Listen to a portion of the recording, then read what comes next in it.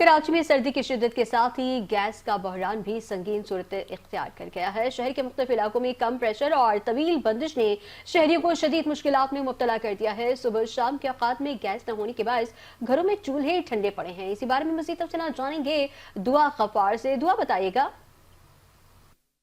जी बिल्कुल, बात की जाए कि कराची में गैस की लोड शेडिंग के हवाले से तो कराची के मुख्तलिफ इलाकों में जो है वो गैस का बहरान शदीद हो गया, जिसके बायस जो है वो घरेलू ख़वातीन को जो है वो खाना पकाने में काफ़ी मुश्किलात का सामना हो रहा है। जबकि सुबह सवेरे हम देख रहे हैं कि नाश्ते के टाइम भी जो है वो घर में गैस ना होने की वजह से जो है वो लोग नाश्ता नहीं कर पा रहे। इस वक्त जो है वो मेरे साथ एक खातून मौजूद है, उनसे जानते हैं कि गैस ना होने के बावजूद जो है उन्हें कितनी मुश्किलात का सामना हो रहा है। जी मुझे बताइएगा कि गैस के प्रेशर के हवाले से बताइएगा कि गैस का प्रेशर कैसा है, और सुबह सवेरे नाश्ते के टाइम हम देख रहे हैं कि गैस नहीं होने के बावजूद जो है बच्चे और मर्द हजरात जो है वो नाश्ता किए बिना जा रहे हैं, तो क्या कहना चाहेंगी?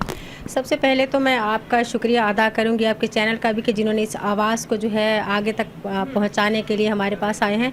गैस का मसला जो है, सुबह में तो बिल्कुल गैस नहीं होती, ना रात में होती है ना सुबह में होती है, सारा दिन में कभी आती है कभी जाती है। इस वक्त भी आप लोग देख सकते हैं कि किस तरह से इतनी लो डिम के साथ जो है गैस आ रही है। खाना बनाना बड़ा मुश्किल हो रहा है, मजबूरन हमें सिलेंडर इस्तेमाल करने पड़ते हैं। यहाँ तक कि सुबह में जब ऑफिस का टाइम होता है या बच्चों के जाने का टाइम होता है, मैं खुद भी जॉब करती हूँ, तो हमें अच्छा मुझे ये बताइएगा कि आपने बताया कि गैस ना होने के बावजूद जो है वो आप सिलेंडर का इस्तेमाल करते हैं। सबसे पहले तो सिलेंडर बहुत ख़तरनाक चीज़ है, उसके बाद हम अगर बात करें तो सिलेंडर के अखराजात भी बहुत ज़्यादा है। तो इस पर क्या कहेंगे कि ये सिलेंडर इस्तेमाल करना कितना महंगा पड़ रहा है गैस ना होने के बावजूद, और दूसरा हुकूमत से क्या अपील करना चाहेंगे? अच्छा, गैस की अगर महंगाई की बात की जाए, जब से सर्दी आई है और गैस की बंदिश शुरू हुई है, तब से गैस की जो कीमतें हैं वो भी आसमानों से बातें करने लगी हैं।